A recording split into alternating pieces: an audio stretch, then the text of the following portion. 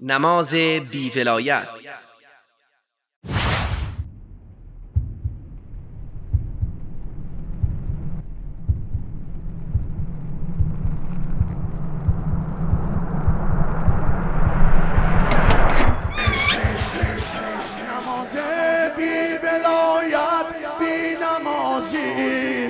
نماز بی ولایت بی نمازیست، تعبد نیست و نوعی حق بازیست، تعبد نیست و نوعی حق بازیست.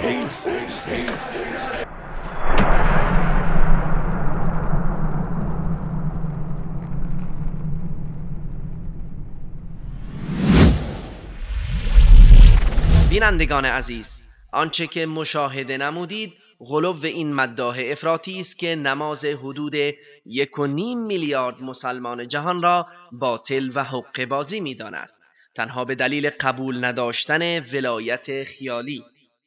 آیا می توان این ولایت افسانه‌ای را از قرآن و سنت اثبات نمود؟ و آیا امیر مؤمنان علی رضی الله عنه نمازهای 5 گانه را در غیر از سفر 3 وقت می خوانده است؟ اصلا خود ایشان رضی الله عنه ولایت قضایی خیش را قبول داشته است؟ چون این شرطی را که نه در قرآن و نه در سنت رسول الله صلی الله علیه و آله و سلم وجود دارد، این آقا از کجا آورده است؟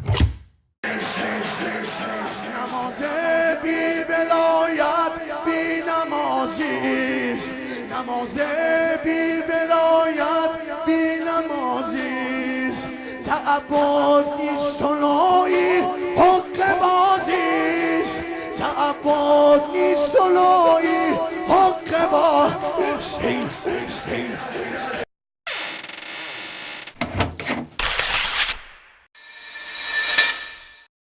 إنني أنا الله لا إله إلا أنا فاعبدني وأقم الصلاة لذكري.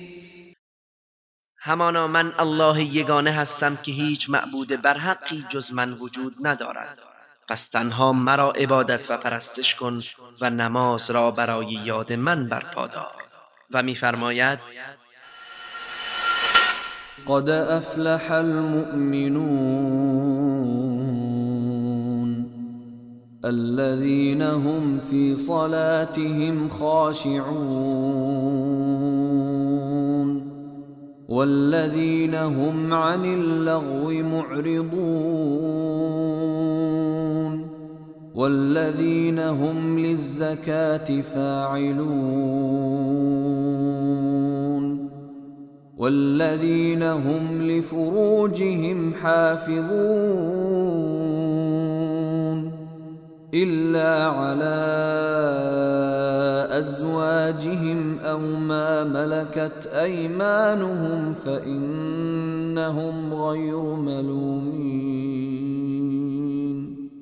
فمن ابتغى وراء ذلك فأولئك هم العادون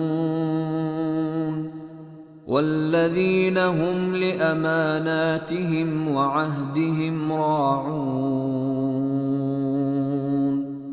والذين هم على صلواتهم يحافظون أولئك هم الوارثون الذين يرثون الفردوس هم فيها خالدون. به راستی مؤمنان رستگار شدند، آنان که در نمازهایشان خاشعند و آنان که از کارهای بیهوده روی گردانند و آنان که زکات را میپردازند و آنان که حافظ شرمگاه‌هایشان هستند جز بر همسرانشان و کنیزانشان که در این صورت سرزنش نمی‌شوند. پس کسانی که در پی راه دیگری باشند تجاوزکارند و آنان که امانتها و پیمانهایشان را رعایت می‌کنند و آنان که بر نمازهایشان محافظت می‌نمایند، ایشان وارثان بهشت برین هستند که بهشت را به دست می‌آورند و در آن جاودانه اند. پس ملاحظه فرمودید که در قرآن کریم برای نماز شرط ولایت ذکر نکردیده است. حال این مداح بر اساس کدام تخیل چون این سوژه‌ای ساخته معلوم نیست.